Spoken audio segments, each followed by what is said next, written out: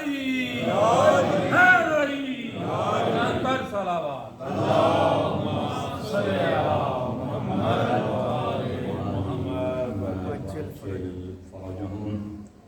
أعوذ بالله من الشيطان اللعين الرجيم بسم الله الرحمن الرحيم الحمد لله رب العالمين والصلاة والسلام والتحية والإكرام على النبي المؤيد والرسول المصدق المصطفى الأمجد حبيب إله العالمين أبي القاسم محمد اللهم صل على محمد وآل محمد وعلى أهل بيته الطيبين الطاهرين المعصومين الذين أذهب الله عنهم الرجس وطهرهم تطهيرا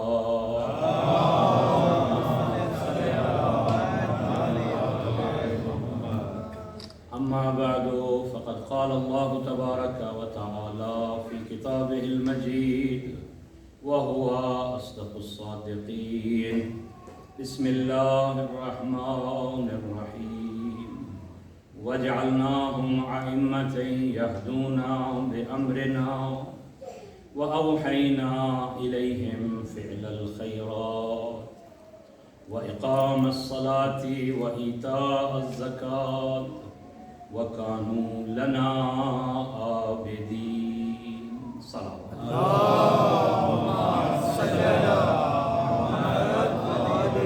محمد فرجهم دعاگوں فرقانات آپ سب کا اس صفحے عذاب پہ چل کے آنا اپنے ہاں عبادت میں شمار بار الہ مومنین مومنات جنہوں نے صفحے عذاب کے بچھانے میں دامے درمے قدمے سخن تعاون کیا ہے ان کی توفیقات خیر میں اضافہ مومنین مومنات جہاں سے بھی اس صفحے عزا میں غم زین العبا میں یہاں آئے ہیں جو بھی حاجات لے کے آئے ہیں تو رحمان رحیم ہے تجھے امام زین العابدین کا واسطہ ہر مومن مومنہ کو اس کی حاجت عطا فرما پریشان حال مومنین مومنات کی پریشانیاں دور فرما مومنین مومنات عزاداران علماء جو دنیا سے جا چکے ہیں انہیں سید سجاد کی شفاعت نصیب فرما بار الہ بیمار مومنین مومنات اس حاضرین و اس مجمع میں جو بیمار ہیں یا ان کے عزیز و اقارب میں جو بیمار ہیں بیمار کربلا کے صدقہ میں انہیں صحت و کاملہ و عاجلہ عطا فرما ہم سب کو معرفت سید سجاد نصیب فرما ہم سب کو صحیح معنی میں پیروکار محمد و آل محمد بننے کی توفیق عطا فرما بار الہ کردار میں بھی سچا اور سچا حسینی بننے کی توفیق عطا فرما حشر میں نشر میں موت کے وقت ہر مشکل لمحے ہمارا شمار عزاداران حسین میں فرما ان گناہگار آنکھوں کو زیارت کربلا نصیب فرما وارث صف عزا وارث حسین منتقم کربلا یوسف زہرا حضرت حجت کے ظہور میں تعجیل فرما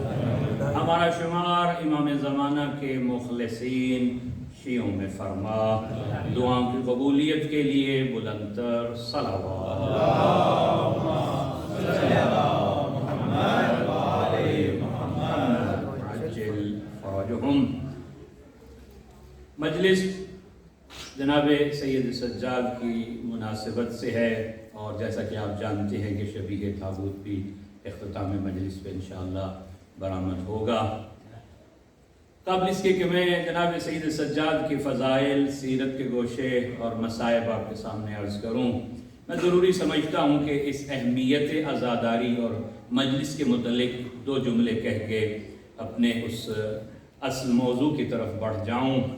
بہت بڑا شرف ہے، فضیلت ہے جو انسان کو اگر خدا عطا کرتا ہے مجلس حسین میں آ جانا، مجلس حسین برپا کرنا، نیاز سید الشہداء بنانا، اس کے لیے اہتمام کرنا، یہ احیاء امر محمد و آل محمد ہے۔ صادق آل محمد کی دعا شامل حال ہو جاتی ہے۔ پردہ غیبت میں جو وارث صف اعضا ہے وہ دعا دیتا ہے کہ آپ اکٹھے ہو کے محبان اہل بیت حسینی اکٹھے ہو کے ذکر حسین کرتے ہیں، یقیناً شامل اس دعا ہو جاتے ہیں جو امام زمانہ دعا دیتے ہیں۔ اور ہر کسی کو یہ توفیق نہیں ملتی، اس توفیق پہ بھی شکر خدا ادا کرنا چاہیے کہ اللہ نے ہمیں اس قابل سمجھا کہ ہم ذکر اہل بیت اپنے شہر میں کر رہے ہیں۔ اور یقیناً اگر آپ شکر کریں گے، اللہ کا وعدہ ہے جو شکر کرتا ہے میں پھر اس نعمتوں میں اضافہ کر دیتا ہوں۔ اللہ اور ذکر حسین کی نعمت سے نوازے گا۔ کبھی بھی کوئی یہ نہ سوچے سمجھے کہ میری وجہ سے یہ عزاداری قائم ہو رہی ہے، میں عزاداری کر رہا ہوں۔ نہ کبھی بانی کے ذہن میں یہ بات آنی چاہیے، نہ کبھی کسی ذاکر و خطیب مدح خان، مرثیہ خان، نوحہ خان ان کے ذہن میں یہ بات آ جانی چاہیے کہ میری وجہ سے یہ عزاداری قائم ہو رہی ہے۔ نہیں نہیں، ہم سب خادم صف اعضا ہیں۔ ہمارا اگر نام خادمین میں آ جائے یہی کمال کی بات ہے۔ وارث اعضا پردہ غیبت میں ہے، جو وارث صف اعضا ہے۔ ہم سے تو یہ کام لیا جا رہا ہے، ہم اس قابل بن گئے ہیں کہ ہمارے اللہ نے کوئی عمل پسند کر لیا ہے جس کے بدلے میں اللہ نے ہمیں حسین کی محبت عطا کر دی ہے۔ میں کبھی بھی مجلسوں میں میرا جو طریقہ خطاب ہے، تخاطب ہے، وہ قرآن و حدیث و فرمان معصوم ہے، کبھی اپنی بات نہیں کیا کرتا، اس لیے کہ دین نام ہے قرآن کا اور 14 کے فرمان۔ اس کے علاوہ لوگوں کی فکر اور لوگوں کی تو بات ہو سکتی ہے۔ معصوم فرماتے ہیں اللہ جب کسی بندے سے بھلائی کرنا چاہے، اللہ جب کسی سے نیکی کرنا چاہے، اذا اراد اللہ بالعبد خیرا، اللہ جب کسی بندے سے بھلا اور خیر کرنا چاہے اللہ کیا کرتا ہے؟ قذف فی قلبہ محبت الحسین۔ لبیک یا حسین، لبیک یا حسین، یا حسین، لبیک یا حسین، لبیک یا حسین، لبیک یا حسین۔ اللہ اس کے دل میں محبت حسین ڈال دیتا ہے، وزیارت، اور اس کے شہر کربلا کی زیارت کی محبت ڈال دیتا ہے۔ کبھی بھی ذہن میں یہ بات نہ آئے، بلکہ جملہ بہتر کروں، آپ آئے نہیں ہیں، آپ بلائے گئے ہیں، بلائے گئے ہیں۔ اگر کوئی نہیں آیا تو وہ محروم رکھا گیا ہے۔ یہ نہ سمجھے کہ وہ اپنی مرضی سے نہیں آیا، نہیں، اور اس کو اور بہتر حدیث سے سہارا دے دوں اس لیے کہ یہ پاکوں کا تذکرہ ہے، یہاں وہی آتے ہیں جن کو پاک بلاتے ہیں۔ رجس ان سے دور رہتا ہے، یہ میں نہیں کہہ رہا، اللہ کا ارادہ یہ ہے، رجس نہ ان کے قریب آ سکتا ہے نہ ان کے ذکر میں آ سکتا ہے۔ نعرہ تکبیر، نعرہ رسالت، نعرہ حیدری۔ ماشاءاللہ ماشاءاللہ۔ تشیع کی زندگی یہ مجلس حسین اور عزاداری ہے۔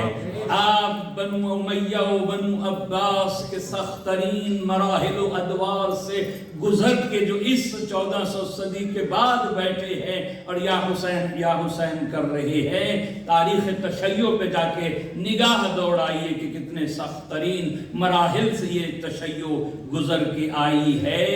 یہ احسان ہے کسی کا، ایسے نہیں ہے کہ آپ خود بخود گزر کے، کسی کی نظر کرم ہے آپ کے اوپر۔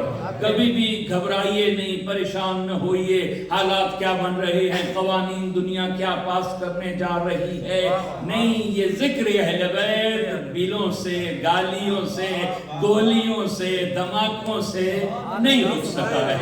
سبحان اللہ قبلہ سبحان اللہ اس لیے کہ یہ ہم تھوڑا خود کر رہے ہیں، کوئی طاقت ہے جو کروا رہی ہے۔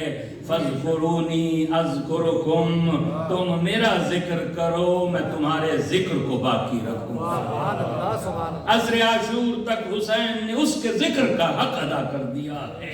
اب عصر عاشور کے بعد جو کائنات میں یا حسین ہو رہا ہے نا، یہ اس کا وعدہ ہے جو کہہ رہا ہے میرا ذکر کرو گے تو میں تمہارے ذکر کو باقی رکھوں گا۔ اور اس کے علاوہ زینب علیہ مقام کا بھی یہ وعدہ ہے۔ کہاں وعدہ کیا تھا علی کی بیٹی نے؟ شام کے دربار میں وعدہ کیا تھا، یا یزید کد کیدک وسع سعیک، اے یزید تخت تیرے پاس ہے، خزانے تیرے پاس ہیں، لشکر تیرے پاس ہیں، اس سے بڑھ کے تو ظلم اور کیا کر سکتا ہے؟ اتنے تو نے ظلم کر لیے ہیں۔ لیکن علی کی بیٹی وعدہ کر رہی ہے، قسم کھا کے کہتی ہے واللہ لا تمحو ذکرنا، علی کی بیٹی قسم کھا کے کہتی ہے تو ہمارا ذکر نہیں مٹا سکتا، ولا تمیت وحینا، اور تو دربار میں بیٹھ کے وحی کا انکار کر رہا ہے، نبوت کا انکار کر رہا ہے، معاد کا انکار کر رہا ہے۔ یہی تو اس نے دعویٰ کیا تھا نا، اشعار پڑھے تھے کہ کوئی وحی نہیں آئی، بنو ہاشم کا یہ کہ کھیل تھا، نبوت کی کیا بات کرتے ہو؟ یہ بادشاہت کا ایک ڈھونگ تھا جو رچایا تھا بنو ہاشم نے، اور کہا کاش آج میرے بدر والے ہوتے۔ مقابل میں علی کی بیٹی نے جواب دیا ہے تو جو کرنا چاہے کر لے، خزانے خرچ کر، قلم تیرے پاس ہیں، تلواریں تیرے پاس ہیں، مگر علی کی بیٹی قسم کھا کے وعدہ دے رہی ہے ہمارا ذکر نہیں مٹا سکتا، ہماری وحی کو تو مار نہیں سکتا۔ اس لیے کہ اتنی بڑی قربانی دی ہے۔ میں اپنی منزل کی طرف جانا چاہتا ہوں، ورنہ اس موضوع پہ کئی گھنٹے میں بول سکتا ہوں۔ ہمارا ذکر نہیں مٹا سکتا، ہمارے اس اہل بیت کے دلوں میں جو محبت رکھ دی ہے۔ سید سجاد کے خطبے میں بھی ایک جملہ ہے جو اللہ نے ہمیں عطا کیا ہے، لوگوں کے دلوں میں ہماری محبت کو رکھ دیا۔ سبحان اللہ، یہ عطا ہے، یہ ایسے نہیں ہے کہ خود کو سمجھے کہ میرے دل میں یہ محبت آ گئی ہے، نہیں، وعدہ زینبی ہے جو پورا ہو رہا ہے۔ ایک کوچا کوچا شہر بشہر جو مجالس برپا ہوتی ہیں، زینب علیہ مقام کا وعدہ ہے۔ لیکن اس سے میں آگے بڑھنا چاہتا ہوں، مقصد عزاداری کیا ہے، مقصد مجالس کیا ہے؟ ہاں، یہاں خراج عقیدت پیش کرنے کے لیے آتے ہیں، اس اجر رسالت کو جو مودت مانگی گئی تھی اس کا خراج دینے آتے ہیں۔ ہمارے پاس جو اسلام اور دین ہے وہ غصبی نہیں ہے، مودت فی القربہ ادا کرنے ہم آ رہے ہیں۔ اظہار عشق ہے، اظہار محبت ہے اہل بیت کے ساتھ، جو ان کے غم میں ہم اکٹھے ہو جاتے ہیں۔ یہ پروگرام کسی کے خلاف نہیں ہوتا، یہاں تو مظلوموں کا تذکرہ ہوتا ہے۔ جس دل میں اہل بیت کی محبت ہے، بلکہ اور اس کو عمومی پیرائے میں عرض کروں، آپ جس سے بھی محبت کرتے ہیں، آپ کے دل میں چاہت ہے، اس کے غم میں آپ غمگین ہو جائیں گے، اس کی خوشی میں آپ خوش ہو جائیں گے۔ یہی قانون، یہی ہے اہل بیت۔ اگر کوئی دعوی محبت اہل بیت رکھتا ہے، پھر کیسے ہو سکتا ہے محرم میں خوشی کے پروگرام منائے، محرم میں خوشی کے پروگراموں میں جائے؟ نہیں ہو سکتا، اس لیے کہ نواسہ رسول کا یہ مہینہ ہے۔ اصل مقصد عزاداری کا حسینیت کا پرچار کیا جائے۔ بس دو جملے یہاں میں مقصد عزاداری اور پھر بڑھنا چاہتا ہوں اپنے اصل موضوع کی طرف، تاکہ متوجہ رہیں عزاداری کا مقصد کیا ہے، ان سیاہ لباسوں کا مقصد کیا ہے، ان تقریروں کا مقصد کیا ہے، ان نوحوں کا مقصد کیا ہے، ان مرثیوں کا مقصد کیا ہے، یہ ذوالجناح باہر لے کے ہم کیوں آتے ہیں، ان ماتم کا مجلس کا اس کا مقصد کیا ہے؟ قیامت تک حسین کا پیغام دنیا تک پہنچتا رہے۔ 61 ہجری میں حسین نے جس مقصد کے لیے قربانی دی تھی وہ مقصد دنیا چھپانا چاہتی ہے۔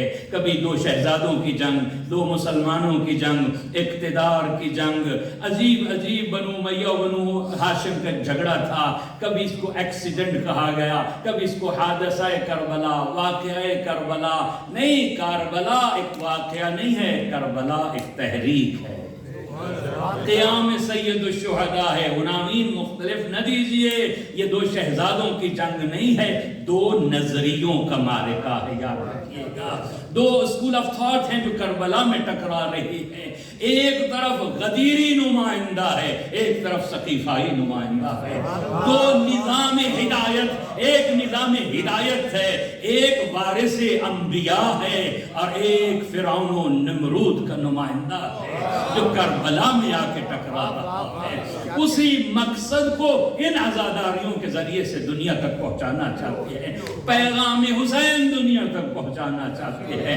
گویا بندوبست کر دیا ہے اللہ نے. 61 ہجری جب اسلام پہ مشکل آئی، حسین نے سر کٹا کے اسلام بچایا ہے، اور اس کے بعد 61 ہجری سے لے کے قیامت تک جب بھی اسلام پہ مشکل آئے گی، اب ذکر حسین اسلام بچائے گا.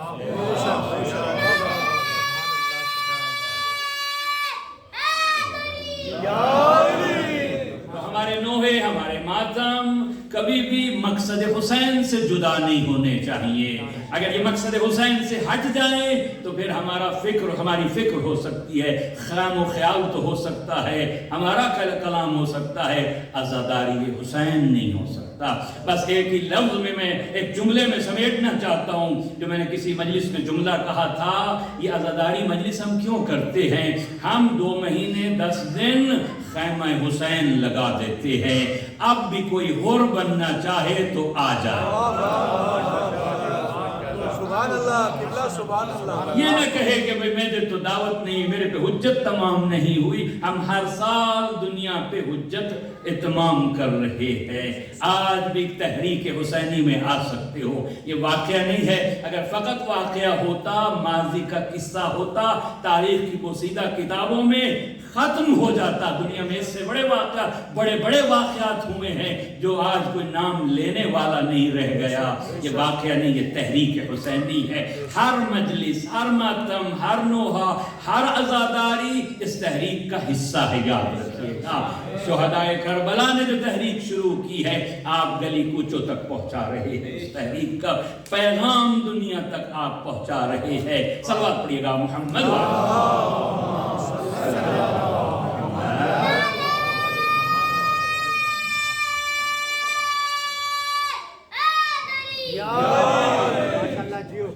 اور اس عزا کا بانی سید سجاد ہے جس کی مجلس میں آئے ہیں.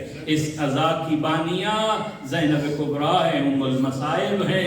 یہ سیرت سید سجاد ہے، یہ خواہش سیرت سجاد ہے، یہ تمنا سیرت سجاد ہے. اور اس لیے ہم یہ عزاداریاں برپا کرتے ہیں. ہمارے ایک ایک معصوم کی سیرت ہے عزاداری سید الشہداء، تاکہ گریے کے بعد دل نرم ہو جائیں تو دین کی تحریک، دین کی تحریک کی طرف لوگوں کو بلایا جائے. یہ دینداری کی بہت بڑی تحریک ہے جو سید الشہداء سے ہمیں ملی ہے. دنیا کے پاس یہ نعمت عزاداری نہیں ہے. یاد رکھیے گا. لاکھ کوشش بھی کر لے کہ اس عزاداری کے مقابل میں پروگراموں کو لایا گیا اور کھینچ تان کے تاریخوں کو لایا گیا. جو مؤرخ ہیں، جو محقق ہیں، وہ جانتے ہیں ان کی تاریخوں کا محرم سے کوئی نسبت ہی نہیں پائی جاتی. کچھ دن پہلے کی تاریخ کو یکم محرم کو لایا جاتا ہے.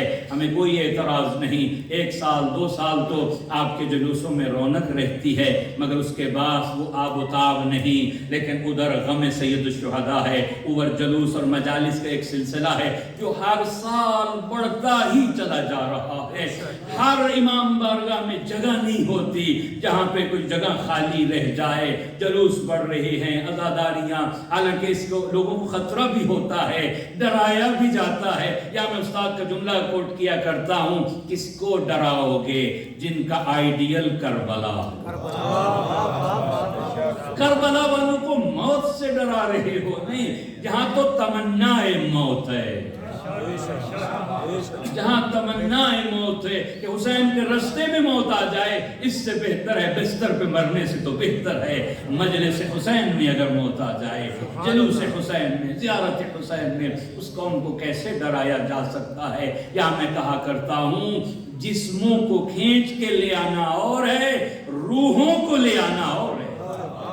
مجلس حسین میں فقط جسم نہیں آتے، یہ پاک اور طیب نفوس ہیں جو اس مجلس حسین میں آتے ہیں۔ کون سید سجاد؟ بس میں آپ کو اپنی منزل پہ لے آیا۔ سیرت سید سجاد اور فضیلت سید سجاد کے لیے یقیناً مجھ جیسا ادنا سا طالب علم کئی اشرے چاہیے اس شخصیت کے تعارف کے لیے۔ کس عظمتوں کا مالک ہے حسین کا یہ بیٹا، جس کا نام علی ابن الحسین ہے، نام علی ہے، اور یہ علی نام کس نے دیا ہے؟ دادا نے دیا ہے۔ تاریخ جاننے والے نوجوانوں کے لیے میں عرض کروں، بزرگ جانتے ہیں 38 ہجرہ میں ولادت کی تاریخ ہے، چاہے 5 شعبان ہو یا 15 جمادی الاولیٰ، 2 روایات ملتی ہیں، یعنی 2 یا 2.5 برس ایک خاکہ ذہن میں رکھ لیجئے سید سجاد کی زندگی کا، 2.5 برس اپنے دادا علی کے ساتھ زندگی گزاری ہے۔ جہاں میں جملہ کہا کرتا ہوں، جس کو علی نے علی کہا ہے وہ ہے سید سجاد۔ دادا نے نام دیا ہے، دادا بھی علی ہے، یہ بھی علی ہے۔ دادا نے نام دیا، پھر 12 برس تک اپنے چچا حسن کے ساتھ زندگی گزاری ہے ان کی امامت میں، پھر 22 برس واقعہ کربلا 61 ہجری 22 برس اپنے بابا کے امامت میں زندگی گزاری ہے۔ 34 یا 35 ایئر مستقل امامت کا دور ہے سید سجاد کی امامت کا دور۔ 95 ہجری 3 روایتیں موجود ہیں، 12 محرم، 18 محرم، 25 محرم مشہور روایت ہے، اور سال میں کبھی 94 کبھی 95 کتابوں میں ملتا ہے۔ 34 یا 35 ایئر مستقل امامت کا ایک دور ہے، اور تاریخ کا ایک ادنا سا طالب علم ہونے کے ناطے میں یہ بات کہہ سکتا ہوں، جتنا سخت ترین دور سید سجاد کی امامت کا ہے شاید ہی کسی اور کی امام کی امامت کا دور ہو۔ اتنے واقعات ہوئے ہیں، اتنا سخت ترین دور ہے۔ ذرا مقابل کے بادشاہوں کو بھی دیکھ لیجئے۔ 61 ہجری میں یزید فاسق جیسا شخص ہے جو تخت پہ بیٹھا ہوا نظر آتا ہے، جس کے سیاہ ترین کارناموں میں سے واقعہ کربلا ہے، واقعہ حرہ ہے، خانہ کعبہ کو کے اوپر پتھر اور آگ کا پھینکوانا ہے، یہ یزید کے دور کا۔ اس کے بعد اس کا بیٹا معاویہ آ رہا ہے، معاویہ ابن یزید کچھ دنوں کے لیے، پھر اس کے بعد مروان ابن حکم 9 مہینوں کے لیے حاکم بنا ہے۔ مروان ابن حکم کا بیٹا پھر عبد الملک ابن مروان 21 سال تک حاکم رہا ہے سید سجاد کے دور میں، اور یہ وہ دور ہے ہر امام کے دور میں ایک ظالم بادشاہ ہوا کرتا تھا، مگر سید سجاد کے دور میں 2 بادشاہتیں چل رہی ہیں۔ مکہ میں عبداللہ ابن زبیر ہے جس نے بادشاہت کا اعلان کیا ہوا ہے، اور اس طرف بنو امیہ کی بادشاہت ہے۔ ان 2 بادشاہتوں کے درمیان سید سجاد زندگی گزار رہے ہیں۔ پھر عبد الملک کا بیٹا ہے ولید ابن عبد الملک جو قاتل ہے سید سجاد کا، 11 برس اس کی حکمرانی ہے۔ یہ وہ دور ہے عبد الملک ابن مروان، کاش وقت ہوتا کہ میں تفصیل سے عرض کرتا، ایسا شخص کہ جس کا ایک گورنر حجاج ابن یوسف ثقفی، 1,20,000 مسلمانوں کا قاتل ہے۔ میں نہیں اپنی بات، میں بات وہ کہا کرتا ہوں جو اہل سنت بھی جس بات کی گواہی دے۔ عمر ابن عبدالعزیز بنو امیہ کا ایسا بادشاہ ہے اسے عادل بادشاہ کہا گیا، 1.5 یا 2 سال یا 2.5 سال اس کی حکمرانی رہی ہے، اس کو عادل بادشاہ کیوں کہا جاتا ہے؟ کہا اس نے 2 اچھے کام کیے تھے، ایک سادات کو فدق واپس کر دیا تھا، دوسرا اس نے کام کیا تھا، سب و شتم بند کر دیا تھا۔ عجیب، جو مسلمانوں کا چوتھا خلیفہ ہو، 70,000 ممبروں پہ اسے سب کیا جائے، میں ترجمہ نہیں کر سکتا سب کسے کہتے ہیں، سب کو شتم کیا جائے اور اسے عادل حکمران کہا۔ وہ کیا کہتا ہے حجاج کے بارے میں؟ یہی تو افسوس ہوتا ہے وطن عزیز جہاں سے اکثر ہمارا تعلق ہے، وہاں تاریخ میں ہیرو ایسے افراد کو بنا کے پیش کیا جاتا ہے۔ حجاج ابن یوسف ہیرو ہے، ہارون رشید کا سنہرا دور ہے، کیسی نسل آگے پروان چڑھے گی جو غیر مسلموں پہ بھی حملے کرے گی، جہاں کیونکہ ان کے سامنے گھر جلانے والوں کی تاریخ ہے، ان کو وہ ہیرو سمجھ رہے ہیں۔ میں حال میں پڑھنے کا عادی ہوں، میں کبھی ماضی کے قصے بیان نہیں کیا کرتا۔ سواب پڑھیے گا محمد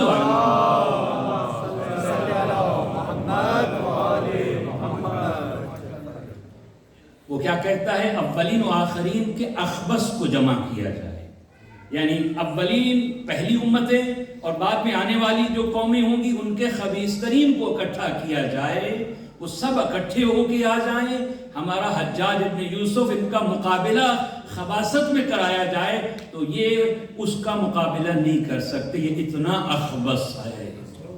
یہ دور ہے سید سجاد کا، واقعہ حرہ جیسا دور ہے، مسجد نبوی کے اندر استبل بنا دیا گیا، اس کو سب نے لکھا ہے، گھوڑے باندھ دیے گئے۔ مصرف مسلم ابن عقبہ کی قیادت میں یزید کا جب لشکر آیا 3 دن تک مدینہ مباح قرار دے دیا گیا، ہزاروں تابعین اصحاب کو قتل کیا گیا مدینہ کے اندر۔ سید سجاد کی وہ زندگی ہے، خود فرماتے ہیں جب ہم واپس لوٹ کے آئے ہیں مدینہ 20 شیعہ بھی ہمارے چاہنے والے نہیں تھے، ایک روایت میں کہا فقط 3 مخلص سجاد کے شیعہ موجود تھے۔ میں عرض کر رہا ہوں کتنا مشکل دور ہے سید سجاد کی امامت کا۔ بس آج میں آخر میں پڑھوں گا، ذرا یہ دلیل کے طور پہ تو ذہن میں آپ کے آ جائے گا نا، ہر امام کی امامت کا دور مشکل ہے، آسان نہیں ہے۔ اپنے والد کی شہادت کے بعد امامت مل رہی ہے نا، علی کی امامت کا دور کا آغاز کوئی آسان ہے، اسی طرح حسن کی امامت کا دور کا آغاز دیکھ لیجئے، کوفے کے واقعات، امام حسن کے بعد امام حسین کی امامت کا آغاز آسان نہیں ہے، امام باقر سے لے کے سرکار امام زمانہ کی امامت کا آغاز مشکل ضرور ہوا ہے، لیکن سید سجاد کی امامت کا آغاز، پھوپھی کہے سجاد آنکھیں کھول مسئلہ بتا۔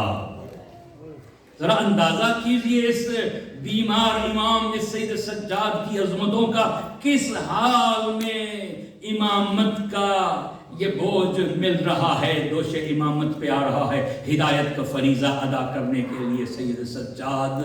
اور یہاں بھی میں کہا کرتا ہوں، ایک جملہ عظمت جناب زینب علیہ مقام کا نہ عرض کر دوں، بڑا مقام ہے سادات، یاد رکھیے گا، محسنہ اسلام بھی ہے علی کی بیٹی، محسنہ حسین بھی ہے، محسنہ سادات بھی ہے، محسنہ کائنات بھی ہے، یاد رکھیے گا۔ میں دلیل رکھتا ہوں، حسینیت کو زندگی عطا کی ہے تو علی کی بیٹی نے، سجاد کو بچایا ہے محسنہ سادات ہے، یہ آدم آل سادات ہے، یاد رکھیے گا۔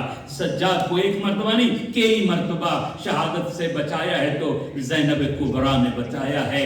انسان کی محسن کیسے، کائنات کی اگر لولا الحجہ امام نہ رہ جائے کائنات تباہ و برباد ہو جائے، امام وقت کو بچا رہی ہے۔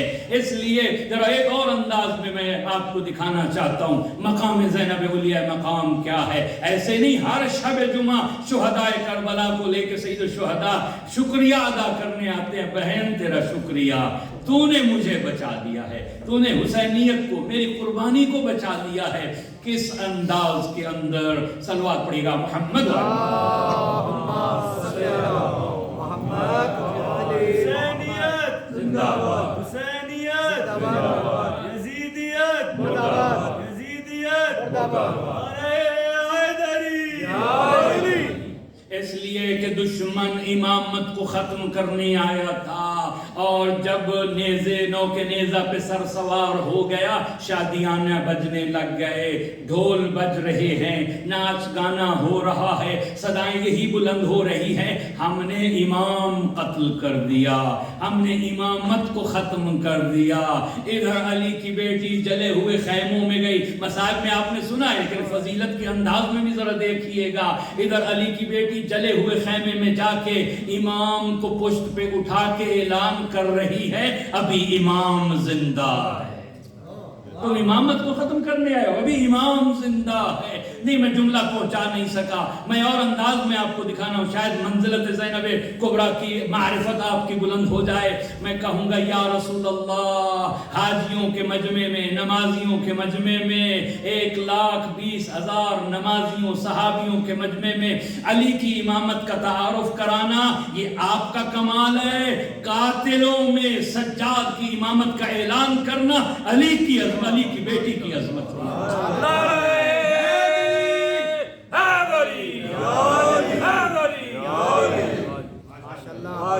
امامت کا فریضہ، ہدایت کا فریضہ، فضائل میں عرض کروں گا جس کا نام ہی فضیلت ہے، جو ہے علی ابن الحسین، مگر نام پوچھو بچے سے بھی وہ کہتا ہے زین العابدین، پوچھو کسی سے چوتھا امام وہ کہے گا زین العابدین، نام نہیں ہے زین العابدین، ٹائٹل ہے۔ اتنا مشہور ہو گیا کہ نام کے طور پہ لوگ یاد رکھ رہے ہیں. دنیا کے رہبر، دنیا کے قائد، نمائندے جو جس کو مانے آزاد ہے، ہمیں کوئی اس پہ اعتراض نہیں، مگر بہت فضیلت لے جائیں گے تو کہیں گے بڑا عابد تھا، شب زندہ دار تھا، عبادت کرنے والا تھا، سجدے کرنے والا تھا. آپ کو فخر ہونا چاہیے. آپ عابد فقط کے ماننے والے نہیں، ساجد کے ماننے والے نہیں، زین العابدین کے ماننے والے. عبادت گزاروں کی زینت. اب اس لفظ زینت پہ مجھے کئی گھنٹے بول سکتا ہوں. اللہ نے بالکل زینت کا تذکرہ کیا ہے قرآن مجید میں، جا بجا زینت کا تذکرہ ہو رہا ہے. کس کی زینت ہے؟ عابدوں کی زینت ہے. کن کا سردار ہے؟ سجاد، سجدہ کرنے والوں کا. سید الساجدین ہے نا، فقط ساجد نہیں. بس منزلت دیکھیے قرآن کی طرف. پھر میں آپ کو لے جاتا ہوں سورہ انبیاء کی آیت نمبر 73 میں نے آپ کے سامنے پڑھی تھی. وَجَعَلْنَاهُمْ أَئِمَّةً، ہم نے ان کو رہبر قرار دیا ہے، ہادی قرار دیا ہے، اس لیے کہ ہماری مرضی سے ہدایت کرتے ہیں، ہمارے حکم سے ہدایت کرتے ہیں. یہدون بامرنا، ہدایت کا فریضہ میرا ہے، میری مرضی میں جس کو ہادی بناؤں، میری مرضی کے بغیر کوئی کسی کو ہدایت نہیں کر سکتا. یہدون بامرنا اوحینا الیہم فعل الخیرات، ہم نے انہیں وحی کی ہے نیک کام کرنے کی، اقام الصلاۃ نماز قائم کرنے کی، ایتاء الزکات زکات دینے کی وحی کی ہے، کیونکہ یہ ہمارے ہادی ہیں. بار الہ یہ اتنے عہدے تو نے کیوں دیے ہیں؟ فرمایا وَكَانُوا لَنَا عَابِدِينَ، یہ ہمارے عبادت گزار بندے تھے، اس لیے ہم نے انہیں نبی بنایا ہے. میں اپنی بات نہیں، قرآن کہہ رہا. انبیاء کو اللہ نے عابدین کہا ہے. وقت نہیں ہے میں تفصیل میں جاتا، آپ کے اذہان پہ اعتبار کرتے ہوئے جلدی سے گزرنا چاہتا ہوں. ملائکہ کا جب تذکرہ کیا اللہ نے، انہیں ساجدین کہا ہے. ملائکہ ساجدین ہیں، انبیاء عابدین ہیں. اور جس امام کے شہادت کی مجلس میں آپ آئے ہیں وہ کون ہے؟ وہ زین العابدین ہے، سید الساجدین ہے. یعنی اگر انبیاء کی محفل میں آ جائے زینت انبیاء کہلائے گا، ملائکہ کی محفل میں آ جائے گا سردار کہلائے گا. ساجدین کی محفل میں ان کے ٹائٹل بھی وہاں سے آئے ہیں، یاد رکھیے گا. اس کے دلیل میں کہ زین العابدین کیوں ہیں، دو روایتیں موجود ہیں. ایک قیامت کے دن ندا آئے گی، منادا ندا دے گا حشر میں، جب اول و آخرین جمع ہے، عابدین ساجدین سب جمع ہیں، انبیاء امتیں اکٹھی ہیں، آواز آئے گی این این زین العابدین. میرے ان بندوں کا زینت کون ہے؟ عابدین کی زینت کہاں ہے؟ خرامہ خرامہ فرزند حسین سامنے آئے. یہ روایت ہے، طرفین نے ذکر کی ہے، ہمارے ہاں بھی اہل سنت کے ہاں بھی روایت موجود ہے. اچھا یہ بھی میں عرض کر دوں، یہ ایسے امام ہیں، خارجی اور ناسبی ترین مورخین نے بھی ان کی تعریف کی ہے، سید سجاد کی. اب وقت نہیں کہ میں ایک ایک مورخ کا نام آپ کے سامنے. ابن تیمیہ جیسا ناسبی انسان، منہاج السنہ اس نے کتاب، اہل سنت کو اس میں کوئی تعلق نہیں ہے، یاد رکھیے گا. اس کے عقائد اتنے عجیب ہیں. ناسبی تھا، یعنی ناسبی جو اہل بیت کو گالی دے، برا سمجھے، اسے ناسبی کہتے ہیں. اس نے بھی اپنی کتاب میں سید سجاد کی تعریف کا کہ اپنے زمانے کا زاہد ترین، اپنے زمانے کا عابد ترین انسان سید سجاد ہے. ابن تیمیہ لکھ رہا ہے، اپنے اس زمانے کے بڑے بڑے علماء، امام مالک ابن انس لکھ رہا ہے، میں نے اس سے بڑا عابد نہیں دیکھا. سید الساجدین ہے اور آپ زین العابدین ہیں. اور بہت سارے ٹائٹل ہیں، مجھے اس ٹائٹلوں میں بھی پڑھ گئے تو بہت سارا وقت چاہیے ہوگا، لیکن مجھے 3 یا 4 سیرت کے گوشے عرض کرنے ہیں اور پھر فضیلت کے 2 جملے اور مسائل کی طرف آپ کو لے جانا ہے، تاکہ آپ سید سجاد کے نام پہ آئے ہیں تو ان کی زندگی سے کچھ لے کے جائیں. آپ جائیں گھر پہ تو آپ کو یاد رہے کہ ہم سید سجاد کی مجلس میں کیا تحفہ لے کے آئے تھے.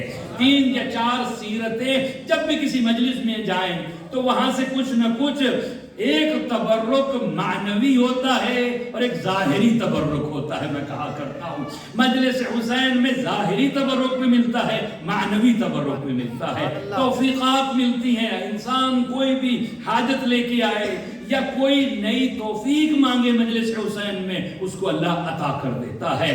بس کچھ خاص سیرتیں ہیں. پہلی سیرت کیا ہے؟ عبادت الہی. سبحان اللہ اللہ اکبر، 1000 رکعت نماز سید سجاد ادا کر رہا ہے. خود بیٹا راوی ہے، امام پانچواں امام کہتا ہے 500 درخت ہیں کھجور کے، ہر درخت کے نیچے 2 رکعت نماز ادا ہو رہی ہے.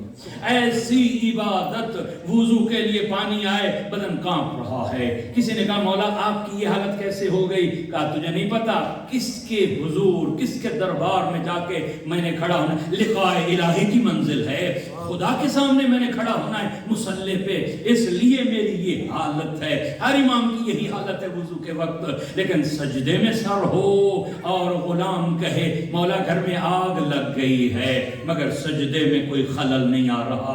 سجدہ ختم کیا، آگ بجھا دی گئی. کہنے والے نے کہا ہمارے لیے درس ہے، مولا اتنی ندائیں، اتنی صدائیں، آگ آگ ہو رہی تھی، مگر آپ کے سجدے میں کوئی فرق نہیں آیا.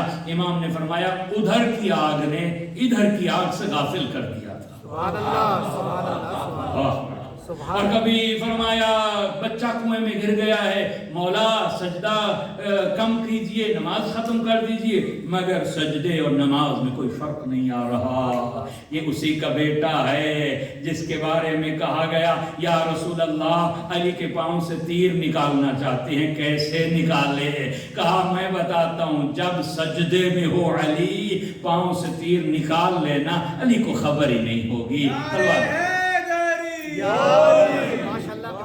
عبادت، میں سید سجاد کا ماننے والا ہوں، مجھے تو فکر دینی ہے عزیزان، دوستان، بزرگان. اگر سید سجاد کا ماننے والا ہوں، زین العبا کا ماننے والا ہوں، میری زندگی میں عبادت کا کیا مقام ہے؟ مجھے عبادت کا لطف کبھی محسوس ہوا ہے یا نہیں؟ سجدے میں مجھے کبھی لطف آیا ہے یا نہیں؟ پروردگار کی قربت کے لیے میری نماز 25 60 سال 70 سال سے میں نمازیں پڑھ رہا ہوں، میری نماز کیا بہتر ہوئی ہے یا بس عادتاً نماز پڑھ رہا ہوں؟ اور اگر میری زندگی میں نماز نہیں تو میں محروم کیوں کر دیا گیا ہوں؟ یہ بھی یاد رکھیں، جو نماز نہیں پڑھتا وہ محروم ہے، اللہ نے اسے دور کر دیا ہے اپنے سے. وہ نہ سمجھے کہ میں اپنے دل سے نماز نہیں پڑھتا، نہیں، اللہ نے اس قابل ہی نہیں سمجھا کہ اسے اپنی بارگاہ میں لے کے آئے، توبہ کرے، استغفار کرے کہ سجدے کی نعمت سے محروم ہے. سید سجاد کا ماننے والا ہو، زین العباد کا ماننے والا ہو، یہ تو نماز سے دور ہو، واجب نماز نہ پڑھے، یہ نہیں ہو سکتا. یاد رکھیے گا شکر کے سجدے اس لیے سجاد کہا گیا ہے، ذو الصفنات کہا گیا ہے. 7 اعضاء کا زمین پہ لگنا واجب ہے نماز کی حالت میں. سید سجاد اتنے سجدے کرتے تھے، ان ہتھیلیوں پہ، ماتھے پہ، گھٹنوں پہ ایک گٹھے پڑ جاتے تھے. سال میں 2 مرتبہ انہیں کٹوایا جاتا تھا اور کہا اس کو علیحدہ پوٹری میں جمع کر کے رکھ دیا جائے، سجاد کی قبر میں دفن کیا جائے. ایسا عابد، ایسا ساجد، اور یہ سجدہ شکر ادا کر رہا ہے سید سجاد. دوسرا درس سید سجاد کی زندگی سے، زندگی میں شکر کو اپنا لیں. یاد رکھیے گا ہماری زندگیوں سے شکر جاتا رہا، اس لیے بے برکتی ہو رہی ہے. آج کیونکہ لوگوں کے ساتھ ملتے ہیں کہتے ہیں کہ زندگی میں برکت نہیں رہی، اس لیے کہ تمہاری زندگی میں شکر نہیں رہ گیا. شکر کیا برکت خود بخود چلی جائے گی. وعدہ ہے اللہ کا. بندے ہیں جو وعدہ کر کے مکر جاتے ہیں، اللہ وعدوں کو مکرتا نہیں. اللہ لا یخلف المیعاد، اللہ اپنے وعدے پورے کرتا ہے. قرآنی وعدہ میں آپ کو سنا دوں، اللہ کہتا ہے وَلَئِن شَكَرْتُمْ لَأَزِيدَنَّكُمْ.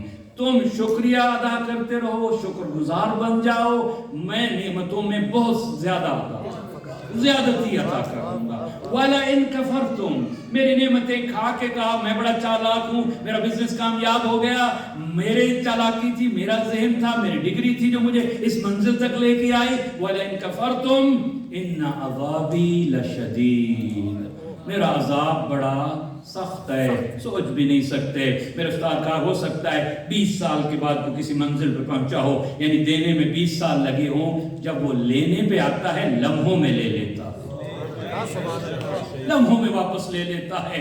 شکر نعمت سید سجاد سے سیکھیے. امام فرماتے ہیں 5ویں امام، میرے بابا کو نعمت ملی سجدہ شکر. یہ جو نماز کے بعد سجدہ شکر کرتے ہیں نا، یہ سیرت سید سجاد ہے. یہ کس چیز کا شکر ہے؟ اے اللہ تو نے مجھے نماز کی توفیق دی، میں شکر ادا کر رہا ہوں. یہ شکر ہے نماز کے ادا کرنے کا، یعنی سجدوں کے ملنے پہ بھی سجدہ کیا جا رہا.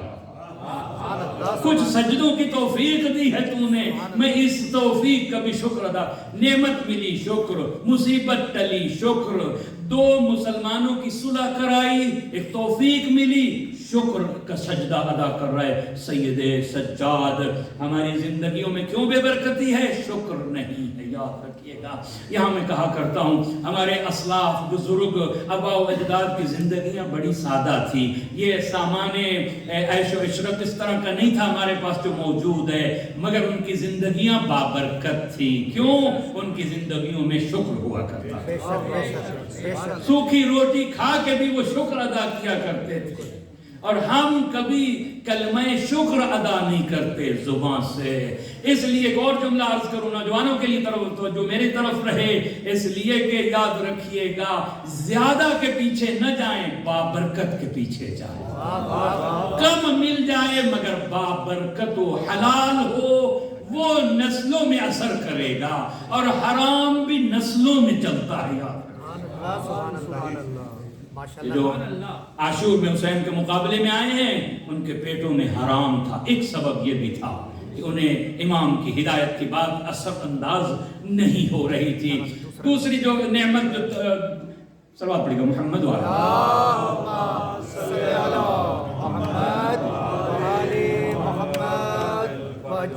नाराए तकबीर, नाराए रिसालत, नाराए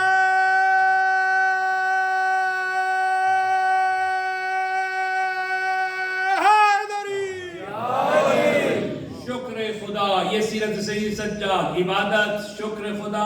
और उसके बाद जो तीसरी सीरत सैयद सज्जाद है, लोगों ने भी कहा मौला इतनी इबादत हम नहीं करते, आप जैसी इबादत। इबादत के लिए कई घंटे बोल सकता हूँ, सैयद सज्जाद की इबादत का एक एक लम्हा आपको दिखाऊं, इतनी इबादत। और यह हमारे लिए दर्स है। कोई हम जैसा होता तो कहता कि मैं, अल्लाह ने मुझे इतनी तौफीक दी, मैं ये कर रहा हूँ। मगर सैयद सज्जाद के हाँ क्या मंजर है। कहा बाकिर बेटा, मेरे दादा अली का वो दफ्तर और रजिस्टर उठा के लिया जहां मेरे दादा की इबादत लिखी है, और फिर कहा मैं अली जैसी इबादत तो नहीं कर सकता। कितनी इबादतों के बावजूद भी कह रही हैं कि नहीं, मैं अली को देख रहा हूं, अली की निस्बत से अली की इबादत तो मैं नहीं कर सकता। या अल्लामा ज़िशान अल-जवादी मरहूम खुदा गनी के रहमत फरमाए, उनका जुमला है। सही की तो कहा है सज्जाद ने, कहाँ सज्जाद की इबादत, कहाँ अली की इबादत का मुआजना ही कहाँ किया जा सकता है, जिसकी एक ज़रबत सकलैन की इबादत से बढ़ जाए, जिसके जिहाद की बात नहीं की रसूलुल्लाह ने, अली का सारी जिंदगी का जिहाद जिन्नो इंस की इबादत से बढ़ गए। एक खंदक में जो ज़रबत, इखलास की ज़रबत अली ने अम्र इब्न अब्दवद के उस सर पे मारी है, सकलैन की इबादत से बढ़ गई है। यही तो उन्होंने जुमला लिखा है, जिहाद छठे नंबर की इबादत है, जिसकी सारी जिंदगी की जिहाद नहीं, जिहाद एक जंग की एक ज़रबत सकलैन की इबादत से बढ़ जाए, उस अली की नमाजों का क्या कहना, उस अली के रोज़ों और हज का क्या कहना। यहाँ भी उजुब नहीं करना चाहिए। सीरत सैयद सज्जाद है, हमेशा नेकी के मामले में ऊपर देखना चाहिए, दुनिया के मामले में नीचे देखना चाहिए।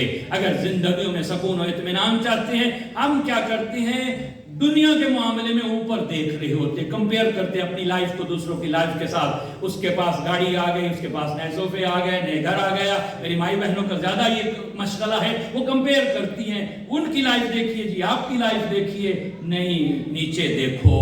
अगर आपके पास गाड़ी है तो कितने ऐसे हैं जिनके पास साइकिल भी नहीं है। इस दुनिया में कितने ऐसे हैं, साइकिल वाले तो होंगे, उनको चाहिए वो देखे जिनके पास पाँव भी नहीं है। हमेशा इंसान नीचे देखेगा, शुक्र पैदा होगा, ऊपर देखेगा, मायूसी पैदा होगी। नेकी के कामों में ऊपर हमेशा देखना चाहिए। کہ فلاں نے اگر نیاز دی ہے تو ہم بھی نیاز دیں گے، فلاں نے زیارت کی ہے تو ہم بھی زیارت کریں گے۔ نیکی کے معاملے میں اوپر دیکھے، عجب پیدا نہیں ہونا چاہیے، 4 نمازیں زیادہ پڑھ لے، مجلس پڑھ لے اچھی اور عجب پیدا ہو جائے میں بڑا خطیب ہوں، نہیں، دیکھنا چاہیے ہمیشہ اوپر کی طرف نیکی کے معاملے میں اور دنیاوی معاملے میں نیچے کی طرف دیکھنا چاہیے۔ آخری سیرت اور پھر 2 فضیلت کے گوشے اور سن لیجئے۔ آخری سیرت دعا ہے سید سجاد۔ اگر سید سجاد کا صحیفہ سجادیہ نہ ہوتا دنیا کو دعا کا پتہ ہی نہ چلتا، دعا کسے کہتے ہیں، عظمت سید سجاد ہے۔ صحیفہ سجادیہ کا خزانہ آپ کے پاس موجود ہے، تورات اور انجیل اہل بیت آپ کے پاس موجود ہے۔ قرآن کے بعد سند کے اعتبار سے سب سے اتھنٹک کتاب شیعوں کے پاس صحیفہ سجادیہ ہے، یاد رکھیں۔ ہر مومن کے گھر میں قرآن، نہج البلاغہ، توضیح المسائل، صحیفہ سجادیہ، یہ ہر گھر میں مفاتیح الجنان ہونی چاہیے، یاد رکھیے گا اگر آپ شیعہ اہل بیت ہو۔ اور پھر ہونی نہیں چاہیے بلکہ کبھی کبھی اس کو کھولنا چاہیے۔ فیس بک کو تو ڈیلی کھولتے ہو، قرآن کو بھی فیس دکھانا چاہیے۔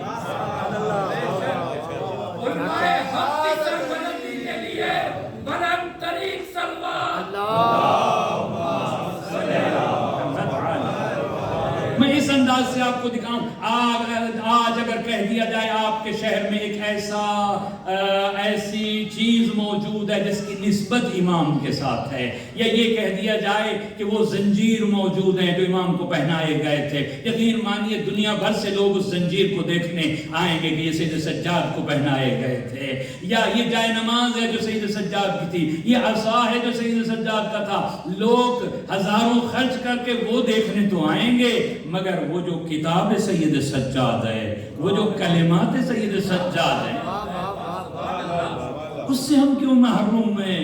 دعائیں جا کے دیکھیے، 250 کے قریب دعائیں ابو حمزہ سمالی جا کے دیکھیے، کاش وہ پڑھیے دعا، کتنی عظمتوں والی دعا ہے۔ دعائیں مکارم الاخلاق دیکھیے۔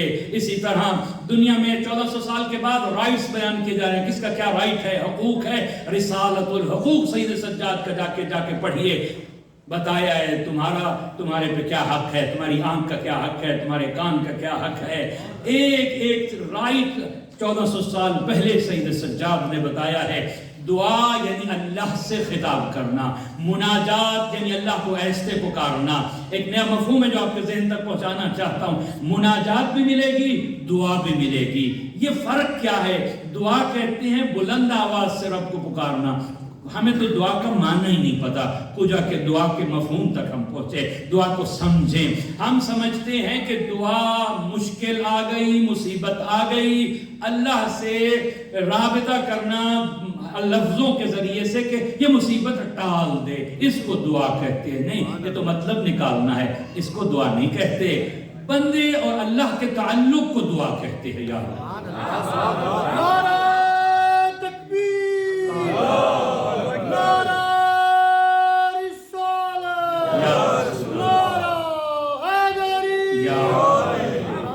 کسی کے زندگی میں دعا نہیں ہے، محروم ہے۔ سید سجاد فرماتے ہیں اللہ نے سب سے زیادہ لذت دعا میں رکھی ہے، کائنات کی کسی شے میں وہ لذت ہی نہیں رکھی۔ کبھی فرمایا باقی ساری عبادتیں ہیں، دعا مخ العبادت ہے، مغز عبادت دعا ہے، اس کائنات کے نور کا نام دعا ہے۔ کبھی فرمایا انبیاء کے اسلحوں کے ساتھ اپنے آپ کو مزین کر لو، کیوں نہیں انبیاء کا ویپن اٹھا لیتے؟ کہا کون سا انبیاء کا اسلحہ ہے؟ کہا الدعاء، دعا کے ذریعے سے متصل رہے بندہ اپنے رب کے ساتھ۔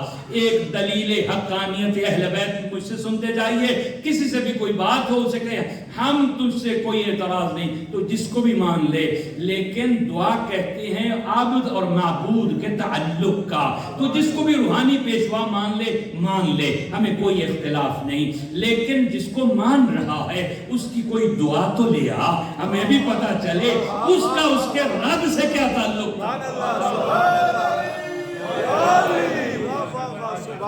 ہم دکھاتے ہیں۔ ہماری دعائیں معصومین کی دعائیں جوشن کبیر میں ہم بتاتے ہیں کہ علی کا اللہ کے ساتھ کیا تعلق ہے، سید سجاد کی دعائیں ہم تمہیں بتاتے ہیں۔ یہ دلیل حقانیت مذہب اہل بیت ہے، یاد رکھیے گا۔ نہج البلاغہ، یہاں ایک جملہ ذہن میں آ گیا، وقت نہیں ہے میں اس کو ختم کرنا چاہتا ہوں، لیکن یہ جملہ بھی لیتے جائیے گا، اس لیے کہ نہج البلاغہ یہ پیک ہے ادب کا، لٹریچر کا۔ عربی میں کسی سے بھی غیر مسلم بھی عربی جانتا اور وہ بھی سمجھتا ہے نہج البلاغہ ایک فصاحت کی انتہا ہے، یعنی وہ بھی اس کی تعریف کرتے ہوئے نظر آتا ہے۔ باقاعدہ لٹریچر، عربک لٹریچر کے کورسز میں نہج البلاغہ پڑھایا جاتا ہے کہ یہ ادب کے طور پہ، اسے ادبی شاہکار کے طور پہ دیکھا جاتا ہے، لیکن میں کہا کرتا ہوں یہ علی کے فصاحت و بلاغت کی انتہا نہج البلاغہ نہیں، یہ تمہاری عقلوں کی انتہا تھی۔ جملہ لئیے گا، اس کے خود نہج البلاغہ میں امیر فرماتے ہیں کلم الناس بقدر عقولہم، لوگوں کی عقلوں کے مطابق بات کیا کرو۔ مخاطب نہج البلاغہ لوگ تھے، افراد تھے اس زمانے کے، علی جن کو خطاب کر رہا تھا، جتنی ان کی عقلیں برداشت کر سکتی تھی اس حد تک علی نے بلاغت کا استعمال کیا ہے، مگر دعا میں مخاطب خدا ہے۔ میں عظمت دعا دکھانا چاہتا ہوں، کلمات معصوم خدا کی طرف ہے، یہ کبھی مناجات کبھی دعا، یہ ہمیں سکھایا گیا ہے، وہ دور بھی ہے وہ قریب بھی ہے۔ قرآن کہہ رہا ہے کہ وہ بعید بھی ہے وہ قریب، وہ اتنا قریب ہے شہرک سے زیادہ قریب ہے۔ کہا اگر اس کی نسبت سے دیکھو وہ قریب ہے، اگر اپنے گناہوں کی نسبت سے دیکھو تم دور ہو اس سے۔ اگر دور محسوس کرو تو دعا کر لو، اگر قریب محسوس کرو تو مناجات کر لو۔ اور ہمیں راوی یہی تو کہتا ہے کہ خانہ کعبہ کے اندر میں نے ایک جوان کو دیکھا ہے، کبھی سجدے میں ہے، کبھی رکوع میں ہے، کبھی طواف میں ہے، کبھی تلاوت قرآن میں ہے، میں قریب گیا دیکھا یہ سید سجاد ہے، کس انداز میں خدا کو پکار رہا ہے۔ وغارت النجوم ونامت العیون، سنیے گا سید سجاد کے جملے، لطف لیجیے گا دعا کسے کہتے ہیں۔ میرے اللہ ستارے ڈوب گئے، آنکھیں دنیا کی سو گئی، غلقت الملوک ابوابہا، دنیا کے بادشاہوں نے دروازے بند کر دیے، تیرا دروازہ سائلین کے لیے اب بھی کھلا ہے۔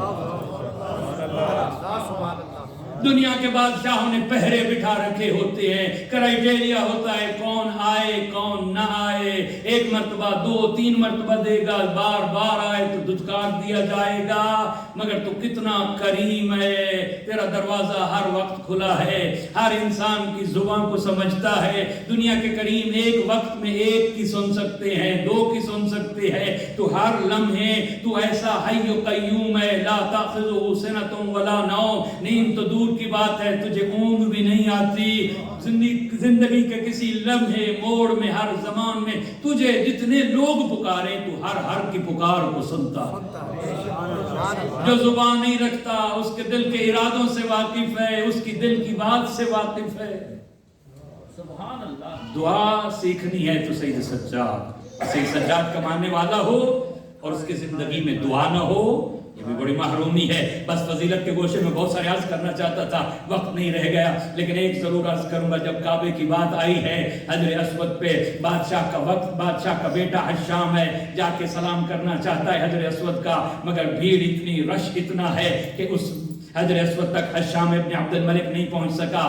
دور جا کے اونچے منزل پہ بیٹھ گیا اپنے حواریوں کے ساتھ، اپنے لشکر والوں کے ساتھ کہ رش کم ہو جائے، حجر اسود کا جا کے بوسہ دے لے۔ اتنے میں دیکھا کہ سید سجاد 14ویں کے چاند کا چہرہ ہے جو داخل ہوا ہے، اور ایک مرتبہ حاجیوں نے رستہ دیا جیسے نیل نے موسیٰ کو رستہ دیا تھا، اس انداز میں خرامہ چلتے ہوئے حجر اسود کے پاس آئے۔ اپنے لفظوں میں کہوں گویا حجر اسود نے سجاد کے ہاتھوں کا بوسہ لیا ہے۔ بس سید سجاد پلٹ رہے ہیں، حشام ابن ملک سے کسی نے کہہ دیا تو بادشاہ کا بیٹا ہے، تجھے رش کی وجہ سے موقع نہیں مل سکا۔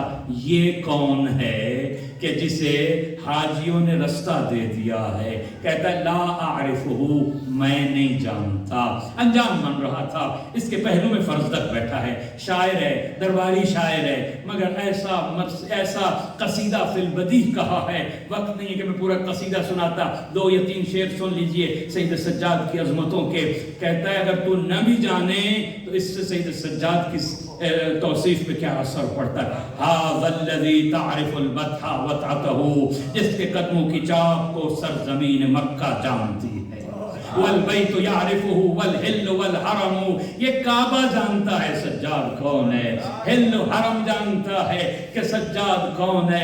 کبھی فرمایا ھذا ابن فاطمہ ان کنت جاہلہ، اگر نہیں جانتا میں بتاتا ہوں، یہ فاطمہ کا بیٹا ہے. وجدہ انبیاء اللہ قد ختموا، جس کی جد پہ ختم نبوت ہو گئی ہے وہ ہے سید سجاد. میں نے سارا قصیدہ چھوڑ دیا، کرم سید سجاد آپ کو دکھانا چاہتا ہوں. ایک جملہ عجیب انداز میں کہا، عربی میں نہ کو لا کہتے ہیں، نو کو لا کہتے ہیں عربی میں. کہا ما قال لا قط الا فی تشہدہ ولولا التشہد لکانت لاؤہ نعم. یاد رکھو سجاد کی زندگی کے زبان پہ کبھی لا نہ آتا اگر کلمے میں لا نہ کہنا پڑتا. زندگی میں کبھی نہ نہیں کی سید سجاد نے. اور آخری سیرت سجاد عزاداری حسین. سجاد کمانے والا عزادار ہوتا ہے، عبادت گزار ہوتا ہے، دعائیں مانگنے والا ہوتا ہے، شکر نعمت کرنے والا ہوتا ہے. سجاد کی سیرت ہے، جہاں بھی سجاد گئے ہیں 35 برس خون نہیں، آنسو نہیں، خون رویا ہے سجاد. آپ کو اور مجھے ذاکر کی ضرورت ہے، کوئی ذکر کرے تو آنسو آئیں. سجاد کے لیے پانی ذکر بن جاتا، سجاد کے لیے بازار ذکر بن جاتا. ہر وقت اپنے بابا کو یاد کرتے سجاد، بابا کی پیاس کو یاد کرتے، کبھی اصغر کو یاد کرتے، کبھی اکبر کو، کبھی چچا عباس کو یاد کرتے. بس عزادارو، روایت میں ملتا ہے مدینے کی گلی ہے، ایک شخص آ کے کہتا ہے انا الغریب، میں غریب ہوں، میں پردیسی ہوں، کوئی میری مدد کرے. سید سجاد نے روک کے اسے کہا تو پردیسی لگتا ہے لیکن اتنا بتا، جو پرسہ دینے آئے ہیں میں انہیں آمادہ کر رہا ہوں، میں 10 منٹ اور مسائل پڑھوں گا. عزادارو تابوت آئے گا انشاءاللہ، آپ تابوت کو بھی کندھا دیں گے. سید سجاد کے اس تابوت شبیہ تابوت آئے گا انشاءاللہ، عزاداری ہوگی. لیکن آمادہ کیجئے تابوت آنے سے پہلے. عزادارو سید سجاد پوچھتے ہیں اگر تو مدینے میں مر جائے تجھے کوئی غسل دے گا، کفن دے گا، قبر بنا دے گا؟ کہاں مولا مسلمانوں کا شہر ہے، اتنا تو امید رکھتا ہوں جب مر جاؤں تو کوئی غسل بھی دے دے گا، کوئی کفن بھی دے دے گا، قبر بھی بنا دیں گے، دفن کر دیں گے. امام رو کے کہتے ہیں پھر تو غریب تو نہ ہوا، اور غریب ہے تو سجاد کا بابا حسین، جس کا 3 دن تک لاشا بے گور و کفن کربلا کی خاک پہ پڑا رہا.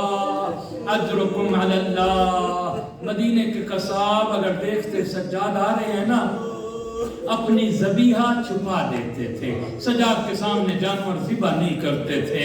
ایک مرتبہ سجاد نے دیکھا ایک قصاب ہے جو جانور ذبح کرنا چاہتا ہے. امام نے کہا اے قصاب یہ بتا تو آداب ذبح سے واقف ہے؟ کہا مولا مجھے مسئلہ آتا ہے. کہا بتا ذبح کے آداب کیا ہیں، شریعت کا مسئلہ کیا ہے؟ کہا پہلا مسئلہ یہ ہے جس جانور کو ذبح کیا جائے اسے پانی پلا کے ذبح کیا جائے، پیاسا ذبح نہ کیا جائے. کسی حلال جانور کو بھی رخ پھر گیا کربلا کی طرف بابا، اور مدینے میں قصاب جانور بھی پانی پلا کے ذبح کرتے ہیں. بابا تیری اپنی قسمت فرات کے کنارے 3 دن کے پیاسے کو ذبح کر دیا گیا. دوسرا ادب کیا ہے؟ کہا جانور کو جانور کے سامنے ذبح نہ کیا جائے. کہا بابا تیری اپنی قسمت. اور میری پھوپھی زینب 70 قدم پہ دیکھتی رہ گئی، سکینہ دیکھتی رہ گئی، تیری گردن پہ خنجر چل گیا. عزادارو سید سجاد کی مشکل مسائب بہت ہیں، لیکن 2-3 مسائب کی منزلیں بیان کرنا چاہتا ہوں۔ وہ کون سی منزلیں میں جب سید سجاد کے چہرے پہ موت کی زردی آ گئی ہے، لگتا تھا روح پرواز کر جائے۔ 11 محرم کو جب یہ اسیروں کے قافلے کو مقتل میں لایا گیا، بہنوں نے بھائی کا جب لاشا دیکھا اونٹ سے گرا دیا۔ اس لیے تو ذاکر پڑھتے ہیں جیسے عباس گھوڑے سے گرا، زینب اونٹ سے گری ہے۔ میں کہا کرتا ہوں اونٹ سے گرنا اور ہے، مرد کا بے شک ہاتھ کٹے ہوں، گھوڑے سے گرنا اور ہے، مستور کے ہاتھ بندھے ہوں، اور اونٹ سے گرنا وہاں پہنچی جہاں پتھروں کا ڈھیر ہے، ٹوٹے ہوئے تیر ہے۔ کہا انت اخی الحسین، اور میرا ماں جایا حسین تو ہے۔ صلی علیک ملیک السماء، نانا مدینے سے آ جائیے، یہ آپ کا حسین ہے، ذرا دیکھیے، مرمل بالدماء مقطع الاعضاء۔ لیکن جب سجاد کا چہرہ دیکھا، زینب کو اپنی مصیبت بھول گئی، اپنا غم بھول گئی۔ سجاد تیرے چہرے پہ موت کا رنگ کیسا؟ یا بقیت و جدی، ہمارا تنہا رہ جانے والا قافلہ سالار، اے بیمار بھتیجا، ابھی تو کوفہ و شام کی منزلیں طے کرنی ہے۔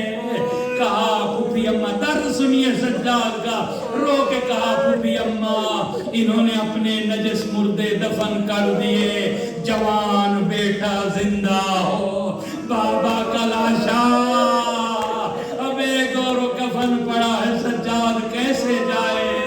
کوفہ و شام کے بازاروں میں نے مصائب ختم کر دیے۔ 2 روایتیں سن لیجیے عزادارو۔ جب کسی نے کہا مولا سب سے زیادہ مصائب کہاں آئے، رو کے کہتے تھے الشام الشام الشام، شام میں سب سے زیادہ مصائب آئے۔ ہاں یہی ایام سفر کے ابتدائی ایام ہے۔ ان اسیروں کے قافلے کو لایا گیا شام کے باہر، 3 دن تک قافلہ روک دیا گیا، ابھی بدماش نہیں آئے، ابھی بازار نہیں سجے، پھوپھیوں کا قافلہ لے کے چادروں کے بغیر۔ یہی تو کہا تھا اے شمر ایسا نہیں ہو سکتا، اس بازار سے نہ گزرے، کہا نہیں تم قیدی ہو، اسی بازار سے گزرنا ہے، کہا پھر ہمیں چادر دے دی جائے، کہا چادر بھی نہ ملے گی، کہا اچھا پھر ان سر والوں کو کوثر آگے لے جائے، لوگ سروں کا تماشا دیکھے۔